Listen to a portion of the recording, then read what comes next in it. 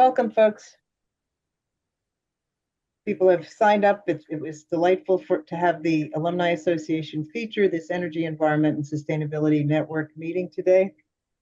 It is our annual meeting. It will be our first annual meeting. We recently became accredited, and we will run a short meeting about the organization, our umbrella network, at the end of the hour. It'll be about 10:01 when we start that. But meanwhile, we're going to have a great speaker. I have not gathered biographical information about Christoph. We did have a link in the event name. This meeting is going to be recorded and posted later, as will the slides. They will also be posted later. So in 1 minute, we'll get going. We're glad you could take this hour to be with us today. And we also want to know what you want to do about sustainability and what you are doing, whether it's with other alums, who we like to focus on, or whether perhaps it's with a group at your MIT club, or perhaps it's with just neighbors in the Rotary Club. So we really are looking just to promote and connect alums doing this work, because I think these groups of alums and the work they're doing can really contribute to a transition to a much better world in the future. Okay.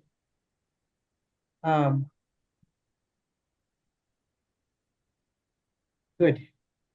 Good to have you here. I think we're now at 5 minutes after, so it's good to see you all.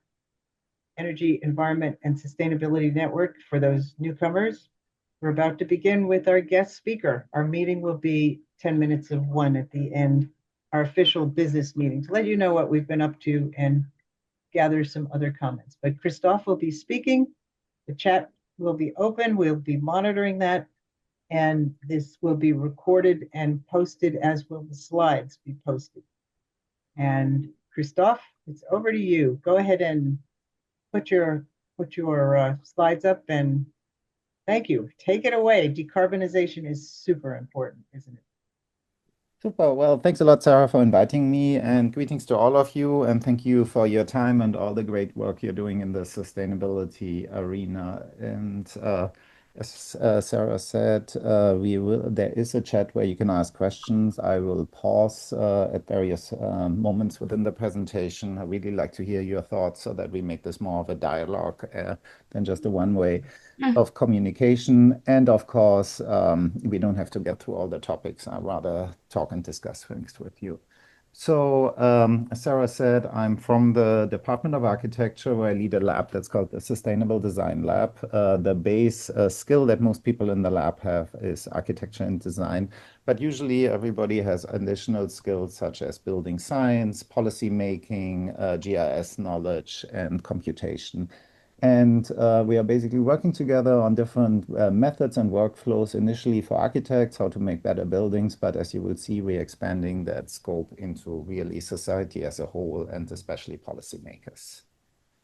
So the big ideas of the lecture today are basically, as you probably already know, buildings are important. They contribute 40% to global anthropogenic greenhouse gas emissions. And that means there is an opportunity here. We have basically mature technologies in place to make the global building stock more climate resilient and affordable. There's a big opportunity. We have the technologies in place to make the global building stock more climate resilient. What this really requires, and this is a large part of my talk today, is a closer collaboration between the construction sector and policymakers as a whole. And what overall is a problem for all of us is to really communicate how urgent it is that we are acting now. So I gave a talk to some of you in this same forum about 5 years ago. And actually, I wanted to take the first couple of minutes to kind of revisit what I said at the time and what this means today, to just bring home the point that urgency really matters. So the way that people think about buildings is often very difficult for them. They understand buildings are important, but really what does this mean when it comes to climate change? And I think a pretty productive way is just to say, where do we want to be? Like, what is in the long run our acceptable global temperature rise? And if we know that, and let's say we are deciding on an incredibly ambitious 2-degree Celsius, then we know we have a budget. And if we go beyond that carbon budget, it's going to get warmer. So in 2020, the total budget was about 930 gigatons that we could use up by 2050. And if we then say a portion of that can be attributed to the building stock, then in 2021, I would have said to you, we have 340 gigatons and 29 years left to make the global building stock carbon neutral. Now, of course, not enough has happened. So when I go from 340, we now have 260 gigatons left because we've used all this carbon in the last 5 years for the building stock, and we only have 24 years left to make the global building stock carbon neutral. So all these delays that we are experiencing for various reasons worldwide, be it policy changes or wars, that doesn't mean that the time doesn't keep ticking. So what are we going to spend this 260 gigatons overall? Well, one thing we know is we're going to have a lot more buildings than we have. The estimates are that between 2020 and 2050, the global built area is going to double, and a lot of that construction is happening in India and Africa, as one might expect. So if we now look at what our opportunities are, if we're looking at the typical business as usual, which is not even that bad, it means that by 2050 we have carbon neutral new construction and we are renovating 1% of our current building stock, then we are using 670 gigatons. We only have 260, and if you look at 2050, we are not at net zero. So the business as usual doesn't work at all for the building sector. So the main point that I was going to make is effectively we need to be extreme in what we want to have to do to the building sector. If we really want to do by 2050 reach our goal of a net zero carbon building stock, then we need to increase the annual retrofitting rate from 1% per year, deep retrofitting rate, to 5% per year. We have to make sure that all new construction starting within 5 years is carbon neutral. And one of the big questions is, do we really need to double the built area globally? I'm sure there are a lot of people, obviously, that need housing in India and also in the US, but thinking about how to reuse existing spaces is something that we should really focus on. Now, within our lab, we are focusing on all these three topics. I'll be today talking about our work on existing buildings. So when it comes to existing buildings and you're a homeowner or you live in a building, as all of us do, what kind of upgrades should you do to your building? And if you live in the United States, then mostly you're probably going to hear from your local utility provider or your local government, if they're interested in reducing their carbon emission, that you should go all electric. And what that means is that you're replacing the natural gas or the oil that you're burning to heat your building with an electric heat pump, an air source or a ground source heat pump, and ideally that you get a photovoltaic system on your roof. Now, if we look a little closer, what does this actually mean to your financial bottom line? If you live in Massachusetts, for example, and you have natural gas is cheap. If you replace that natural gas heating system with a heat pump, your electricity bill goes up quite significantly. And this is why there are some incentives right now that the state is providing for people who are operating a heat pump. But if you're combining that with a photovoltaic system, then the whole electricity that you're generating in the summer is basically stored by the grid in principle, and then you can take it for free out, and then you're effectively reducing your utility rate overall, which means that the payback time for you is really attractive. From the perspective of somebody who's operating the grid, that is not that good because what you're effectively doing is you're increasing the peak load, so the maximum electricity your building draws from the grid, and you're moving it from the summer afternoon when the photovoltaic could help to the winter morning when no sun is shining. So obviously we need something that is more holistic than this simple go all electric approach. So in an ideal way, experts such as you, that if you are getting into buildings, should sit down with all of your friends and neighbors and basically take them to the same type of kind of exercise that we are doing here. On the left-hand side, we are saying, okay, this is a building owner, small single-family home. They're paying $4,000 a year in utilities, 10 tons of CO2 emissions. And then there are basically the low-hanging fruits, get an LED lighting system, an efficient appliance, especially one that uses less hot water, a thermostat, an heat pump water heater, an attic floor insulation, basement insulation. All these things, if you look at them, have payback times with 1 or 2 years, taking as a package together. It becomes expensive when you start insulating walls, getting new windows, and the heat pump, as I explained before, that leads to really long payback time if you get any payback times. And if you now combine that back with the photovoltaic systems, you're back at 15 years. So what exactly you're going to do depends probably on you as an individual, but it's good to have this type of information available. And this is for your own building. And this is basically the goal here. So our vision within the lab has been to empower building owners all over the world to conduct such an analysis on their own building via actionable online platforms.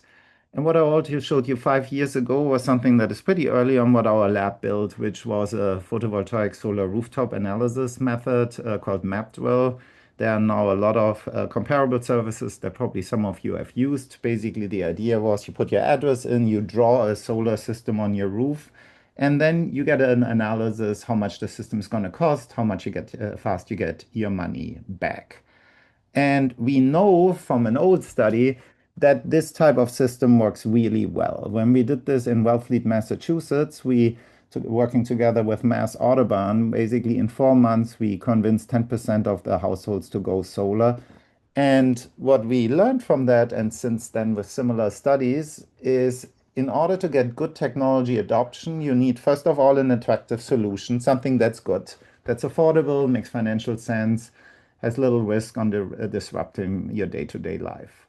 Ideally, this comes from a trusted source, and then the overall process should be transparent. So when you look at a platform and you're deciding what you want to get and you get a quote, when you talk to a vendor coming to you, ideally the numbers are the same so that there's trust overall.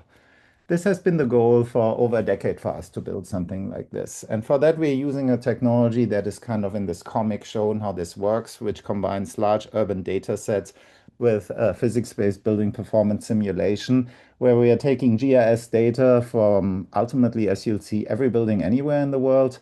We are then creating this 2.5D models and run a physics-based energy model on every building, which then allows us to predict what the current energy use of the building is.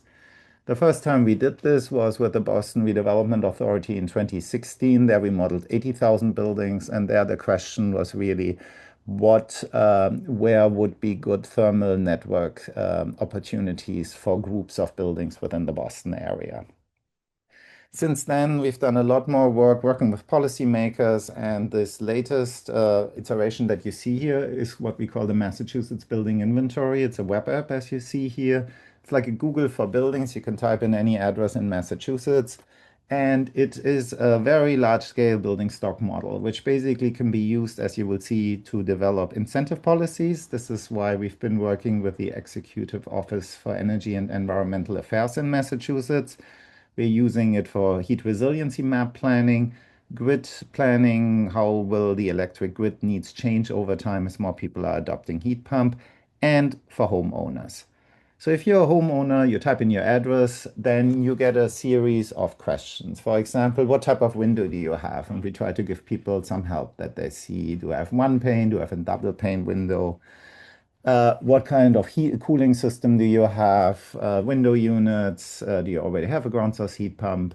What kind of lighting systems do you have? Or what kind of thermostat do you have? And once you've provided all of that information, then basically you get a before and after. So our guess for the building here is that in its existing state, you pay about $4,300, 10 tons of CO2. And if you're doing a series of upgrades that you can explore here in any imaginable combination, then you can reduce the costs and the carbon emissions, and the whole thing is going to pay back for itself in 13 to 16 years for your building, and you pay around $45,000. In order, if you're not living in Massachusetts, I mentioned that earlier, we have something right now, an effort that we call the Global Building Inventory, where we're working with the other 8 universities that you see here, where we want to create these data sets basically globally. And obviously, the questions asked are very different if you're in Kenya, in Brazil, or in India than here. So there's a lot of adjustment going on. So, for example, as you might imagine, in India, we are looking primarily at overheating buildings and heat maps as well. So this is basically a technology that is now available. How can that actually be in service to society or for policymakers?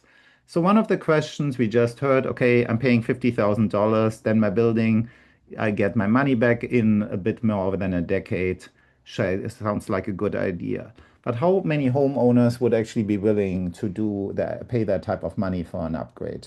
So what you will see in the following is the case study of Massachusetts, where we've been working with the state government of basically adding on top of these technology potential analysis, several layers, as you will see, what is most likely to happen in reality. So some of the benchmarks for Massachusetts, 7 million residents, 2.5 million buildings, 25 million tons of CO2 for the building sector. Now, if we are looking here, you see a variety of scenarios, and this is, we're going to update these slides a bit. These are my new results, but directionally they are correct.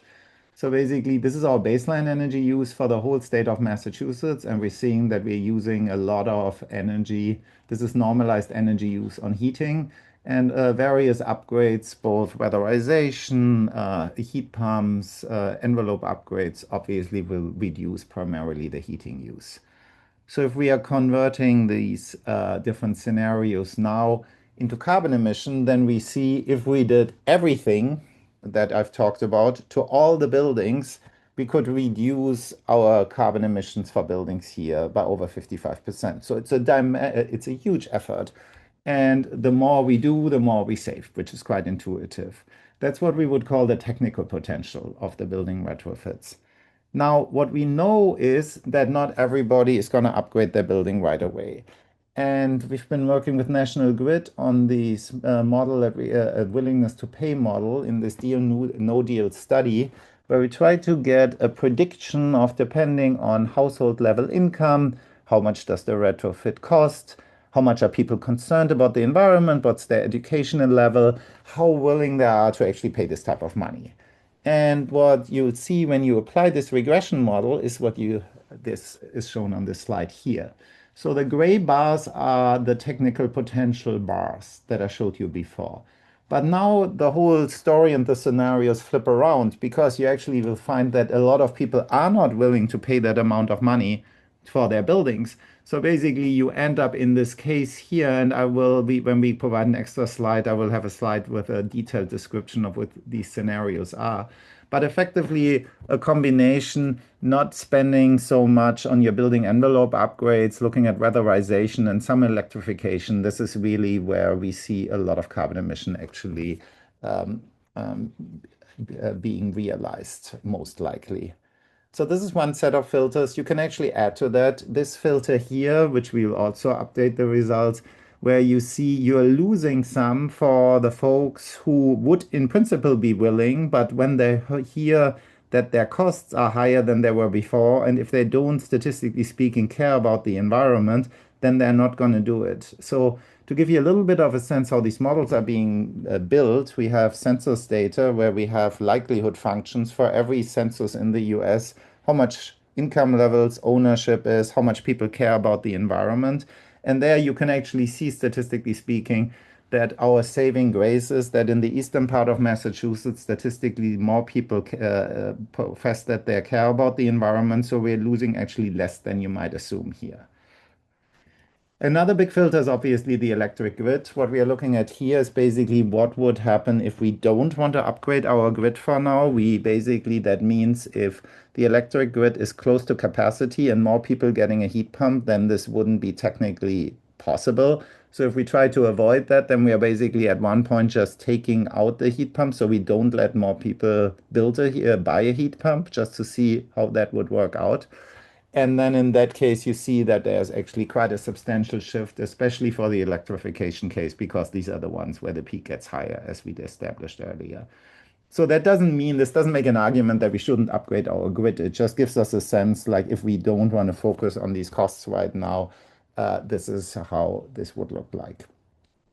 And then finally, I don't have this map yet from Massachusetts, but we can build a map similar to what you see here for the city of Oshkosh, which was our toy problem from a few years ago.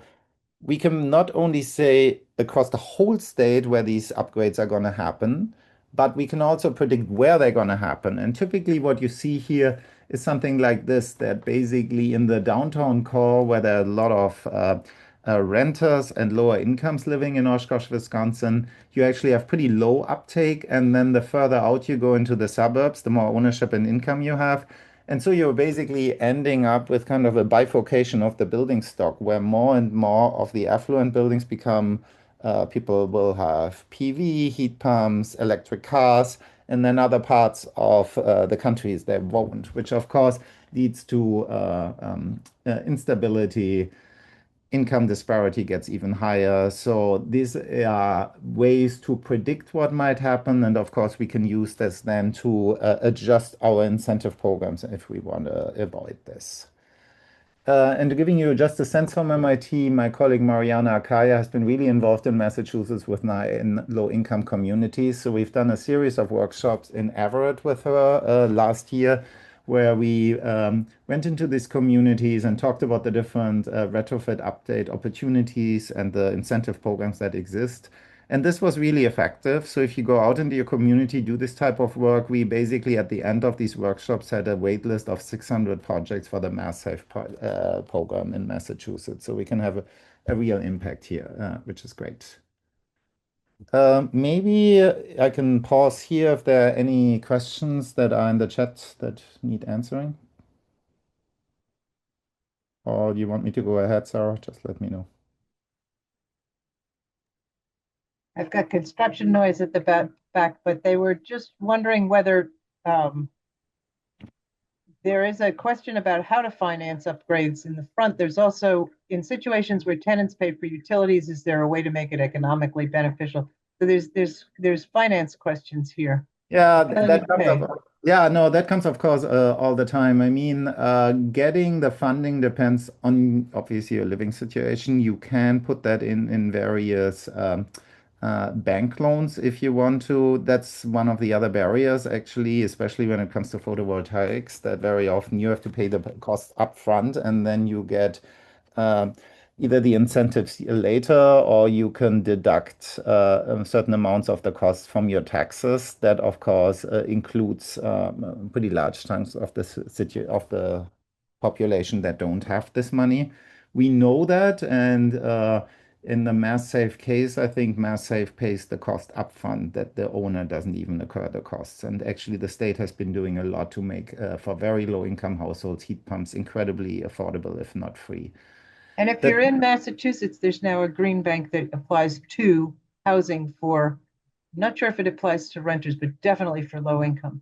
Yeah, I mean, and the tenant problem, that's of course the split, the well-documented split incentive that the homeowner pays for it and then the tenant benefits from it. That is a very known problem, and I don't have anything really to add here. The way we try when we talk about what the state at least predict what's going to happen is we are treating tenant housing really as a commercial entity. So there basically the homeowner will look at the owner of the house will look at what the costs are, and there has to be a negative financial horizon there. Otherwise, we think it's not going to happen. I think that's a way of thinking about it. That doesn't solve the problem at all. I mean, there's gentrification.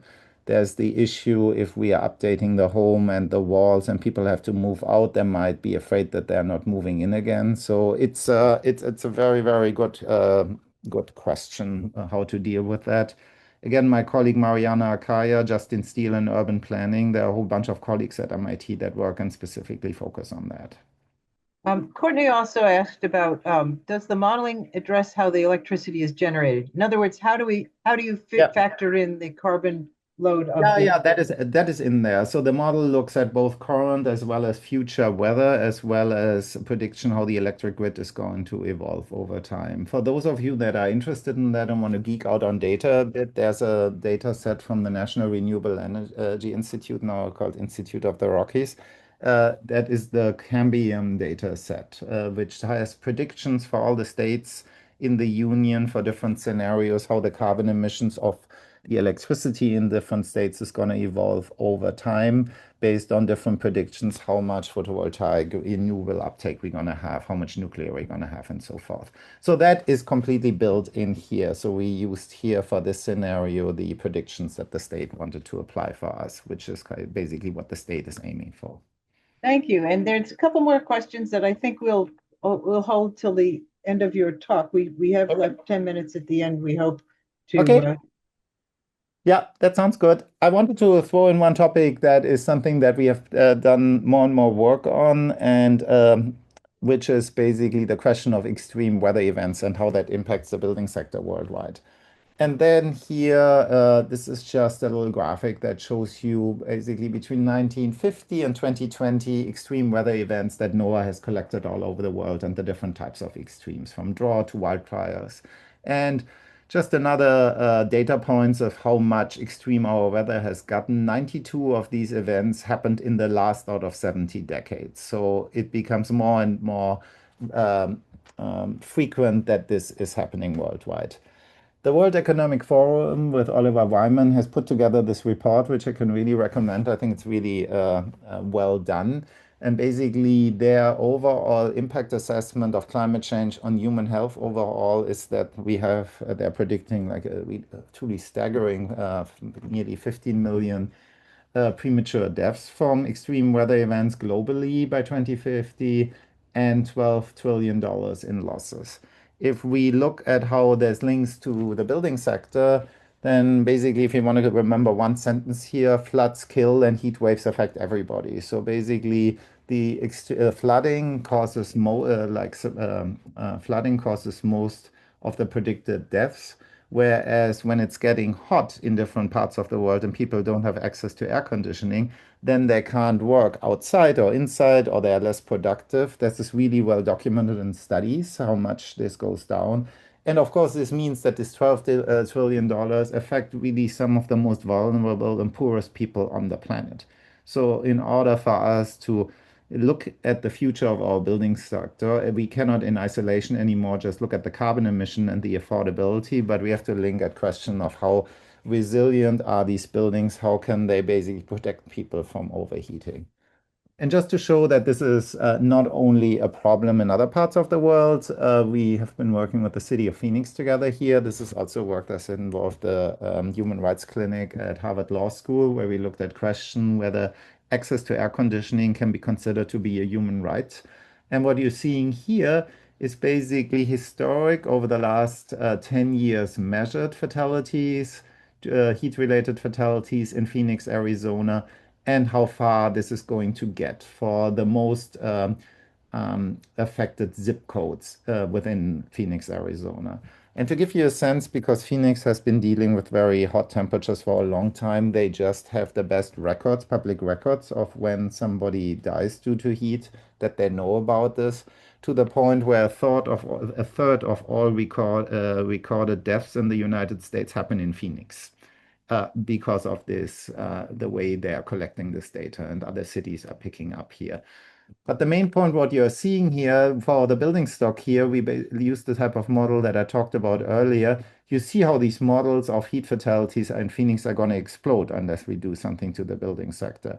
So we know with predictions of while the climate is getting warmer, we are already close to gun fatalities. We will exceed traffic fatalities by the late 2065 or so. So this is really the problem for the building sector that we have to look at less. And it basically means that in some cases, we will need more carbon emission because we want a cool building. But of course, if we agree that people have a right, obviously, to be in livable condition in the world, then this is something that we have to build in this whole equation, which means we need more effective and affordable technology for active cooling under extreme events that we have to provide for everybody. So I just wanted to put that in the last couple of minutes. I just wanted to talk about, given that you're all alumni, just telling you how does MIT think about decarbonizing our campus overall.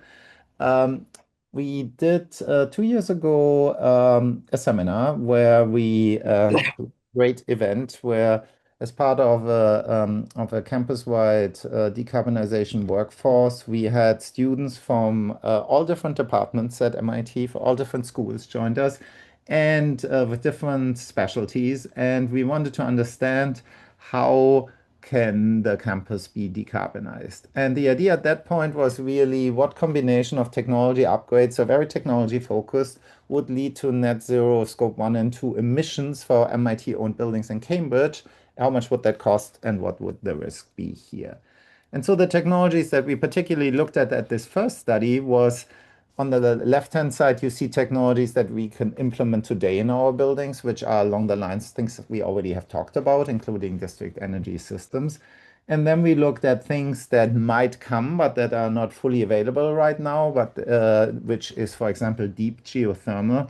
What deep geothermal is, you go that deep into the ground, like 5 to 10 kilometers, that you basically have hot water or steam in the ground, which of course would give you access to, if that works well, free heat and electricity, or nuclear batteries, better energy storage, carbon capture. We try to fold that in as well. And then looking at aspects that we can't control, such as a carbon tax or future grid emissions. If you ever want to play with that, there will be links here. We basically developed a dashboard with over 50,000 scenarios for the MIT campus, and you can basically click at all these different combinations here, and then it kind of projects out to you, assuming certain adoption rate, how much carbon we could save at one point. Again, you're happy to play with that. What's the big ticket idea? If we don't do anything, that's a bad idea, as one might expect. This is kind of a snapshot of how the MIT campus currently works. So when we look at in section at the whole campus, we are basically buying a little bit of electricity and a whole lot of natural gas. In the CUP central utility plant, we are converting this into electricity for our buildings. We are providing steam and chilled water via underground loops to the buildings, and then via heat exchangers, this is how our buildings are conditioned. Now, since we are using that much natural gas, if we are not doing anything, then nothing's going to happen to our carbon emission. Even if the Massachusetts grid is decarbonizing, we are still burning, in this scenario, natural gas, so we are not benefiting from any policy measures that are being taken. So what can we do instead? Well, not surprising, especially for somebody coming from School of Architecture, that we should retrofit our buildings, put some rooftop photovoltaic on here. Our predictions at the time for some pretty ambitious retrofit upgrades was that we could reduce carbon emissions in the long run if we did that to all our buildings by 45%. There are the numbers. If you see some commercial consultant studies vary greatly. A lot of other predictions I've seen, they're under 20%. The reason is we're all talking about the same physics. It's just a question how willing are we to do certain things. In order to implement certain upgrades, including changing our district system, we effectively have to change the envelopes of the main group. Right now, all the buildings in the main group work with steam. So you have incredibly hot water moving along the facade. So you get away with a not so well insulated envelope. The moment you replace this with hot water, you have to upgrade the envelope. Otherwise, the heating system is not going to keep up. So in our case, the assumption was just we will make all these upgrades, and then we are ending with a number that you see here. Then once you've done, and the photovoltaic, we put a little bit of photovoltaic on the roof. It shouldn't be a surprise. That doesn't have a big effect. It's nice if MIP does this, and we shouldn't do it. But just given the scale of our energy use, the photovoltaic contribution here is minimal, really, to the reduced carbon emissions. Next thing that we then can do is add, I have to see that, I see that, electrify the heating. It's basically the same idea. The way we would be doing that is going from steam to hot water, distribute that among our buildings, and then we can store some of that excess heat or cooling seasonally in a ground borehole field, and any extra electricity is provided by the grid. Now, how much we are reducing carbon emission, just having a better centralized district system in place reduces carbon emission significantly. But to go from 75% to 100% emission, that means we need a free source of electricity, which on campus alone, we're not gonna reach that. So either we get from Massachusetts this amount of clean electricity, or we have to get to it otherwise. Of course, there has been a lot of discussion right now. Well, what kind of district system should we actually use? So just to give you all a little bit of a sense what the options are. So right now we are having steam at around 150 C, 300 degree Fahrenheit that we are moving in two loops. We have chilled water and steam, as I said earlier, feeding the buildings. If we used a so-called fourth generation thermal network, then we would reduce the temperature to hot water, which is about 170 degree Fahrenheit. That reduces greatly the heat losses that we have into the ground. And this could still be provided by the central utility plant, the heat. Now, a so-called fifth generation system that is being promoted as well is that we would have just an ambient loop. So you're replacing the chilled water loop and the steam loop with just a loop at ambient temperature. And then rather than having the cup doing the main amount of work, you are effectively having heat exchangers and water source heat pumps in all the buildings on campus, which then feed the heat into the buildings. And since we have some coincident heating and cooling on campus, there are some thermodynamic benefits here for sure. Any seasonal excess, some of that you can store in the ground. Overall, we will still need some heat. So you see this red arrow. Seasonally, the cup will still need to provide heat to campus overall.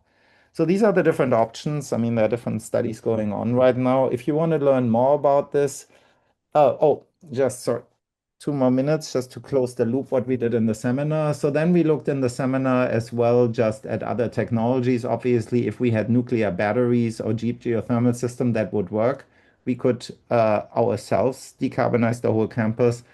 I just want to say these are very promising technology. A lot of MIT folks are working on this. You can't buy them right now, so I think there's a certain risk on relying on them.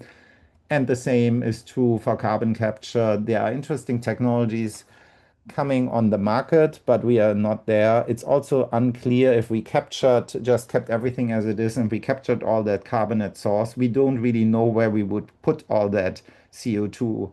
Maybe in somewhere in the ground in New England and the Connecticut River, there's some geological formation where we could put some CO2, but it's really unclear where the CO2 would go. So overall, our recommendation was to not go with that solution, but rather really focus on what we know works, retrofit district energy system, and helping the grid to decarbonize. And if you want to read more on that, in the faculty newsletter in December 2025, a number of our 6 faculty, we wrote this piece here, How to Decarbonize the Campus, which might give you extra amount of information. We try to make it readable for a broader audience. And that takes me to the end. Just basically, again, to summary for everything, 40% of our carbon emissions come from buildings. We have the technologies, we just have to find the finances and the incentives to convince people to actually upgrade their buildings. And obviously, to communicate that this is really, really urgent remains an issue. Thank you. Thank you, Christoph. Very, very good. Yes, there have been some questions. Great. Claudia, you had a question about geothermal, which I believe Christoph has answered about trying to use geothermal heat pumps, or it could be geothermal or it could be water heat pumps. But you also were asking about a particular heat chart, and whether that accounted some things. If you would put in the chat which it is there, that question. Arati Shah was asking about some of the other techniques for emission, for using less energy, like green walls. So what was the range of innovation for buildings? First of all, are the built when you looked at buildings and did modeling, was it only for residences or was it for all buildings in the communities in Massachusetts? So it depends on the study. So maybe the ground source heat pump, that's always just for everybody, and you probably know that there's air source heat pump, ground source heat pumps. It's easier to install air source heat pump because you have the condenser outside of your building. You don't have to drill a well. Intuitively, thermodynamically, you're working against the second law of thermodynamics pretty extensively. It's really a miracle of science that these things work. So if you want a more effective system, you would drill a borehole into the ground and use that instead. That's great. It's more expensive. I think it's largely a matter in many parts of Massachusetts. Where can you actually do that? So I'm living in Cambridge. It's basically too tight in a lot of areas to even put that in place. So the study that I showed you basically looked in GIS at every building in Cambridge, and we did an analysis whether putting a ground source heat pump on is even a possibility. And then, of course, when we look at do you do one or the other, the ground source heat pump is even more expensive. It is more of has a higher coefficient of performance, and there are, of course, system-wide benefits. If you have an overall better coefficient of performance, that means during the winter peak you don't need that much electricity. So this is ultimately where we want to go to, where we are certainly not, that we get the utilities and the policymakers really sit together and say, how much would we save if we supported the ground source heat pumps? How much less would it cost for us to update the grid? That would, of course, ideal system thinking. It's very hard to get on a case-by-case basis the exact numbers, how much it would cost to upgrade the grid. We have a paper coming out where we kind of play Monday night football. We are looking at some upgrades that were done in Massachusetts, and we know how much it cost. And we said, could we have done instead doing something with the buildings? And usually you see oftentimes opportunities where upgrading the buildings would have been cheaper in the three case studies. I don't want to claim at all this is always the case, but there are certainly opportunities where we could do more. And then the other question, Sarah, for Massachusetts, we modeled all the buildings. So the study that you see is not just the residential buildings, that's all buildings. And That's, that's great. The Keith Sharp has asked about passive solar. Originally, Mhm. before solar Yeah, panels, we yeah. talked about solar collectors. Yeah, no, of course. I mean, overall, I spent 1.5 decades of my life looking at these very detailed passive solar systems that are in place. The type of methods that we use here can apply them as well. They are very spatially and locally specific. And I think when you want to look at like making your windows bigger and so forth, the resolution when you do a building stock model isn't there. So we are not taking that into the account. I would say in order to quickly move the needle, since buildings are already built, these passive systems are great, but I don't think this is gonna get us fast enough where we wanna be just cost-wise. I think there are any new building, obviously, I'm a huge fan of that. For any new construction, we should consider them. Here, we're just looking what can an owner do, and I don't think you will convince any owner to make their wall bigger for some solar gains. I mean, there are always kind of competing benefits, such as thermal comfort. But I would overall, when you historically look at kind of the solar architecture movement and the passive house movement, I would say in cases like Massachusetts, passive house is winning out in our climate. That would be my interpretation. You see some really nice examples right now where you have multi-unit residential passive houses popping up, partly because Massachusetts and Somerville and other places are requiring that. There's also a real sweet spot here that the extra costs of making a better envelope in multi-unit residential, because the ratio of envelope to building area is better, that the economics work out in your favor as well. Very good. That was one of the questions. The new stock. Um, how much new stock is going to happen in Massachusetts compared with existing stock? Is there an estimate, a sense of how much We more? we got some numbers, but we Okay, didn't they're really not. get they pulled them back in a way. I don't think everybody we know we need a lot more we need a lot more housing in this model here. The original plan was to get also numbers on new construction. There are some out there. We haven't put them in the model right now, not because of model limitations, more I think it's not really clear right now, and there are a number of studies going on that just to try to fully understand how much That's construction. great. So we'll have to stay posted. We're going to run a very quick annual meeting at this point. Thank you so much. This is very helpful. Your slides will be a lot of fun to see. If you, while we're taking another 10 minutes, could look up some of the links to your papers and to the data set from the Institute from the Rockies, and put them in the chat, that would be extremely helpful to a lot of people. Some of the sources of your presentation, data and information. My so pleasure. If you would be kind enough to do that. Is there anything else that's a pressing question from people? Because we are getting pretty close to our hour. If it shows up in the chat, we might find a way to do that. So Absolutely. Reach out to me. Thank you for your time. I will put some papers in, and then I put my email in as well in case you have any questions. Thank you for having me. Fabulous. Thank you for your interest. And that's great. So the EESN. Thank you very much. This is great. Oh, you're welcome. That's good. Yes, you've just heard from. I just first want to introduce our current leadership team here in the network. I'm the chair, and I don't believe our associate chair is on. He's in India. John is our treasurer. John, say hi, and people will be able to hear and see you for a moment. Yeah, I don't know if you can hear me or not. My computer now is going around. We can. Okay, anyway. Excellent. And Sloan is 79, so that's it. Yeah. And he's our treasurer at the moment because our membership is free. All you do is you go to our website and sign up, and that means you're on the mailing list. Some people don't know how to get into their Infinite Connection accounts. And so we actually, almost everything on the EESN website and the webinars we do, we try to make them open to the public. That anybody coming to our website can join us for the webinars, and then afterwards look at the event and use the recordings, etc. There we go. Thank you, Amy, for the website. So John's our treasurer. I'm the chair. We have an associate chair. We have a secretary who we had on our ballot this year, Sunita Ray. Sunny, would you? And then we also have a nominating chair who I don't believe is here, Megan Lim. All you poor working stiffs. The rest of. Hi everyone. So. Masters in Engineering, Supply Chain, and AI, 19. That's great. Yes.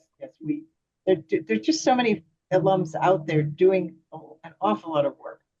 The network, thinking that we're not trying to do a whole lot of work and we're only looking for alums and connecting them. We have committees for program, for communications, and those are appointed people. So if you're interested in being on the committee or helping to direct how we put together the webinars and the programs, or work with our different member groups for them to set up programs, which is a lot of what I do as the acting program director. Because once you've been through setting up an event, especially Zoom events, the personal ones that are actually preferable in a lot of ways, are harder to set up, but they can be set up. We can help put up some front money or that kind of a thing. And MIT clubs probably have teams and groups of people interested in climate, etc. We heard today recently from the Club of South Texas, who does a lot of energy work. Their big energy effort for the year is a program called CERA Week, CERA. They get tickets into there. It's a global national energy event. Our climate VP, the climate VP, who's an alum, has been there many years running, and they're on all this information we try to put on the website so people can find it again. We do have libraries and a research menu. The Hong Kong group is doing a lot of different energy things that we try art. It's excellent art. Hong Kong does a lot of sustainability work that we tried to make sure we get in our list of what's happening that alums are organizing. Japan has done quite a few. South Asian alums of MIT have some very active people. We ended up with, we may have a New York concentration that we're trying to put the team together a little more coherently. The MIT architecture alumni has been headed by Melissa Marsh, who's now the Club of New York's president. Angela Lambertini, perhaps you're here today. I'm sorry I wasn't able to check. Any of these people I've mentioned, if your video is on and you'd care to just say hi with a wave, that'd be lovely. If we still have, yeah, we have 2 minutes before 1. We did hold an election. It was unanimously voted, our ballot, and that was Megan to be our nominating chair. So to get hold of Megan Lim, if you're interested in serving as an officer, there's the associate chair, Manya, who was on the ballot, and also the secretary, Sunny Ray. So now that the election is over, these people are our official officers. And next year we'll be running the ballot for the chair and for the treasurer. Our terms are 2 years. If you decide to join a committee or want to be a director of programs or a director of communications, we would like that to be at least a 1-year commitment. But we know you're busy. We know you're doing a lot of other MIT things, most of you, and we want to just be the connective tissue. So any other particular things? It's great to see. I'm going to save this chat to see what people are doing, and we have some of if anybody else wants to save the chat, I think that's not a problem. You open the chat box and there's under the 3 dots, you can save it to have the emails, etc. So I want to thank you all for coming. This was a nice turnout, and it's good to see you all here. And Christoph, any other comments from my leadership team or anybody want to unmute and speak up? He's made himself available afterwards to talk to folks or to contact folks. So. Hi, this is Melissa in New York. I just wanted to say thank you, Sarah, for keeping us all connected, and appreciate everyone's contribution to the topic. So, and hello from New York. Thank you, Melissa. Great. Okay. Well, thank you all. And we're at the close of our meeting and our discussion from the speaker. Thank you again, Christoph. That was wonderful. Thank you, my leadership team and my ambassadors. We have ambassadors from. I could not do this completely alone, although I do. I wear a few hats in this organization and would be more than happy to work with people to try and expand our reach, get out to more MIT clubs, and have the information come back. Thank you all. Thank you, Sarah. Thanks, everyone.